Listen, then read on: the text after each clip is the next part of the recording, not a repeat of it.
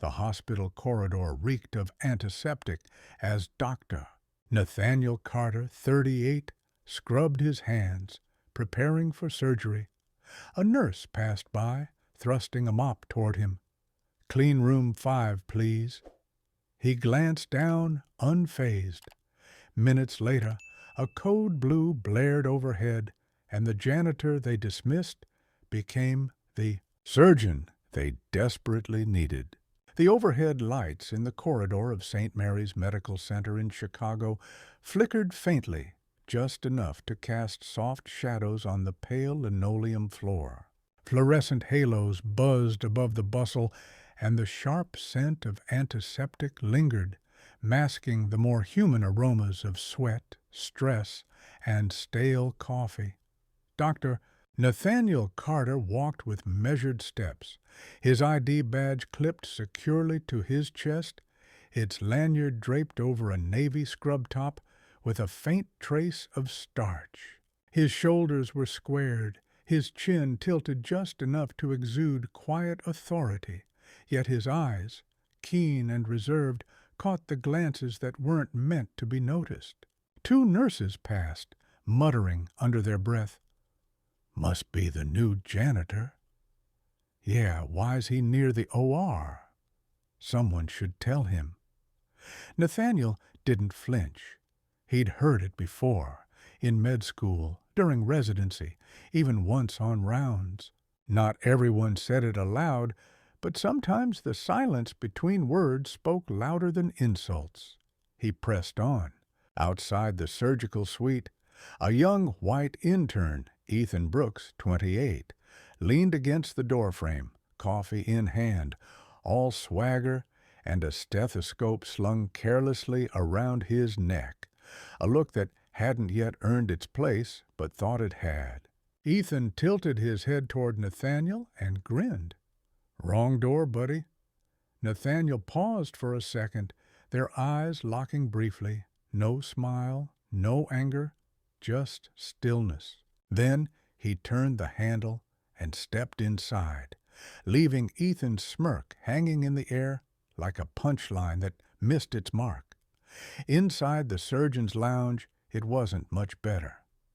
A few doctors looked up, barely concealing their confusion.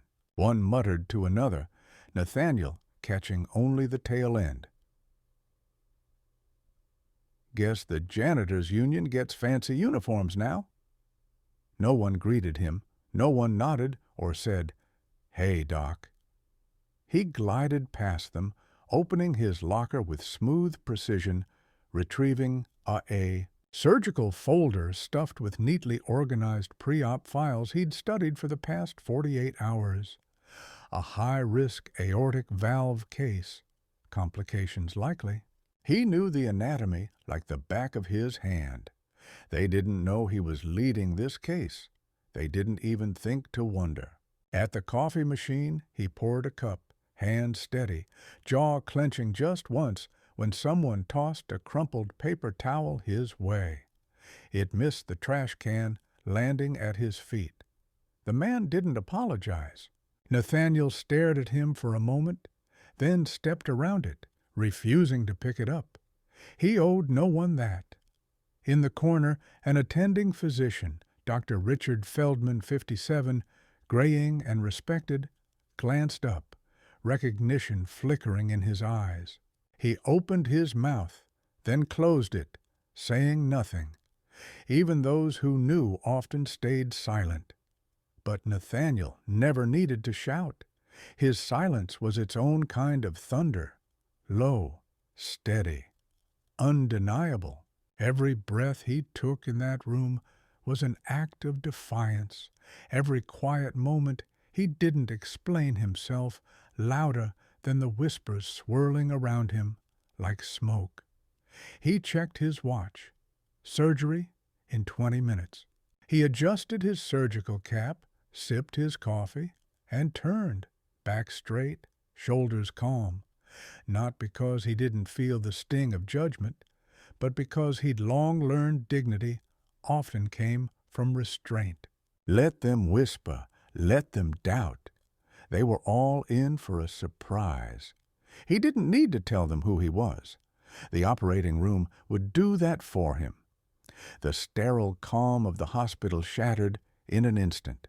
Code blue or 2, repeat, code blue or 2.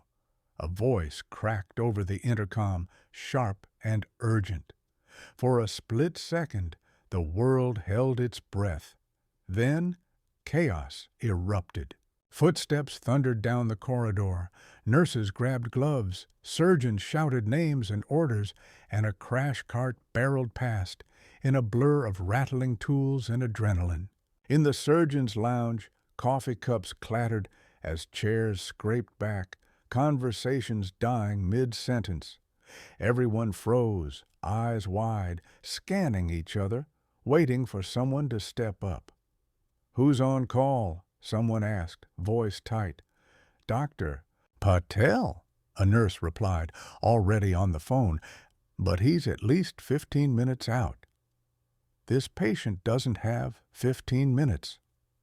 The words hung like a ticking clock, cold and final. Another voice, higher, near panic. "We need a lead now." But no one moved. No white-coated figure with the confident chatter from 10 minutes ago. Not the intern with the smug laugh. Not those who'd whispered about janitors' uniforms and wrong doors.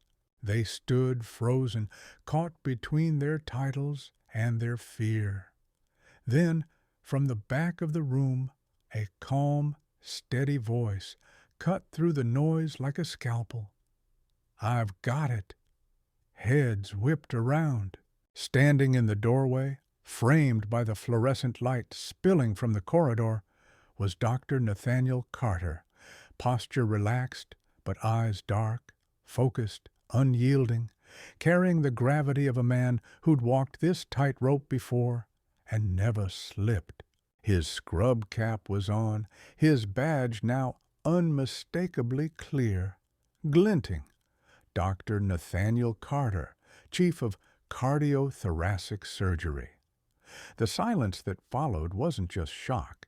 It was realization, the dawning awareness that they hadn't seen him. Not really.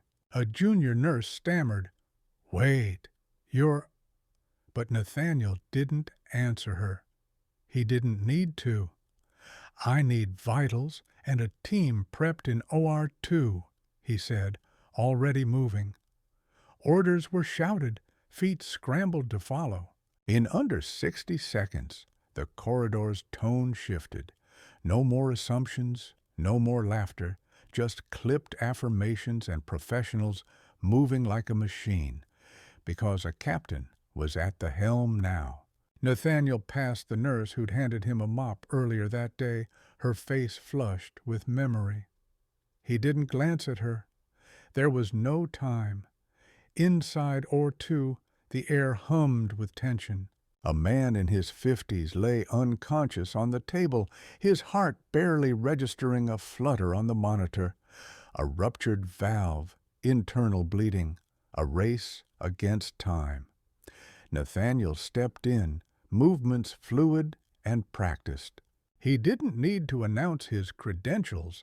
The way he moved did that. Vitals dropping, pressure 60/40.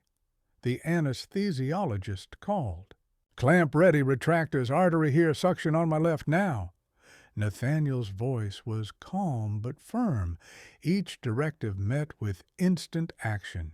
The intern who'd mocked him stood just outside the viewing window, eyes wide behind his glasses, watching Nathaniel navigate the failing heart with the confidence of someone who'd done it 100 times. An attending who'd once mistaken him for a janitor whispered under his breath, "My God, he's saving him." The procedure took just under 10 minutes, 10 minutes where every second carried the weight of life and death, and Nathaniel, steady hands, sharp mind, silent grace, bore that weight without faltering. When the cardiac monitor finally emitted a rhythmic, beautiful beep, the room exhaled. "He's stable." the anesthesiologist said quietly. Nathaniel nodded, peeling off his gloves. Keep monitoring. He'll need a full post-op protocol. I'll brief the family. With that, he stepped back, letting the adrenaline ebb from his shoulders, his scrubs damp with effort, his breathing measured but full. The nurse who'd handed him the mop looked at him, her eyes no longer saying, "You don't belong here," but rather as if he'd walked on water. "I'm sorry," she started, barely above a whisper. He met her gaze, not angry, not smug, just weary. "I don't need your apologies," he said softly, then walked out. The OR doors swung shut behind him, and for the first time that day, the whispers stopped. Only respect remained. The OR's double doors parted with a quiet whoosh as Dr. Nathaniel Carter stepped through. The air was thick, tense, sterile, tinged with antiseptic, and the urgency of a life hanging by a thread. Surgical lamps hummed faintly overhead, casting harsh white halos on the unconscious patient draped beneath. The monitor beeped erratically, tracing a faltering heart rhythm fighting to hold on.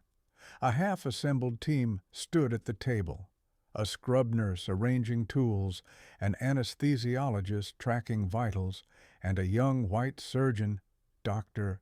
Michael Hayes, barely 30, at the center, mask pulled over his eyes.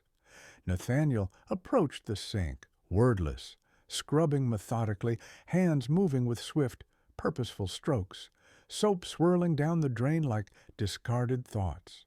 There was no room for anger here, not now. The young surgeon turned at the sound of footsteps, eyes widening. "Wait, you're—" He froze, confusion softening into recognition. "You're Dr. Carter?" Nathaniel met his gaze calmly, voice even.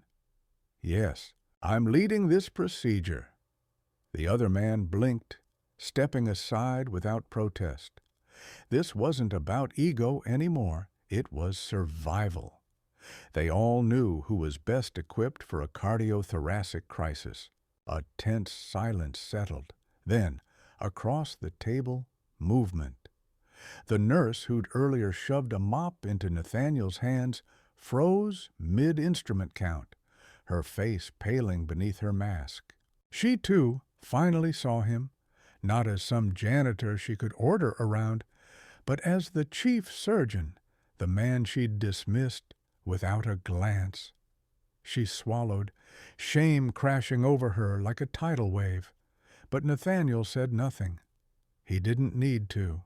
He turned, hands up, gloves ready, eyes flicking to the patient's vitals. BP 58/35, irregular rhythm, severe arrhythmia, valve likely torn, the anesthesiologist reported almost too eagerly. Nathaniel nodded.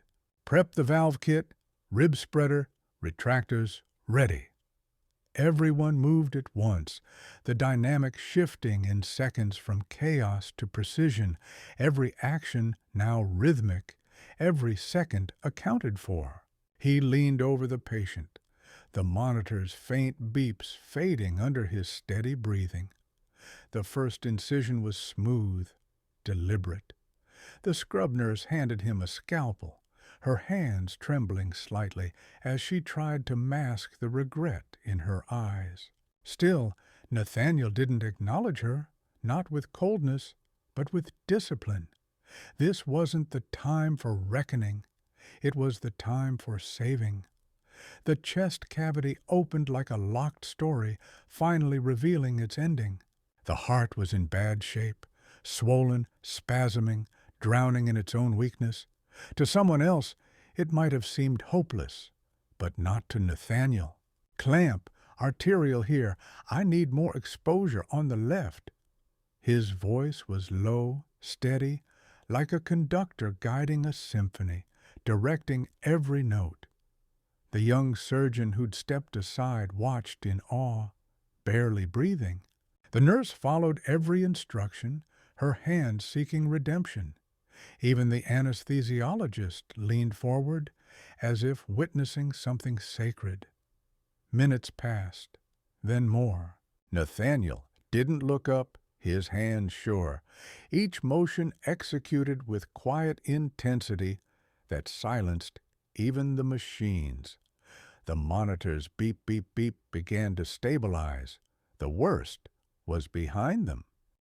Valves in, sutures holding, prep for closure. He finished with the same quiet grace he'd entered with. No drama, no pride, just purpose. When it was done, the chest cavity sealed, the heart beating strongly on its own. Nathaniel slowly peeled off his gloves. He nodded to the team. Good work, everyone. Keep him monitored in post-op. He should stabilize within the hour. The silence that followed wasn't born of fear or surprise. It was respect, raw, undeniable, earned. As Nathaniel moved to the door, the nurse who'd mistaken him stepped forward, hesitant. "Dr. Carter," she said, voice barely a whisper. "I'm so sorry."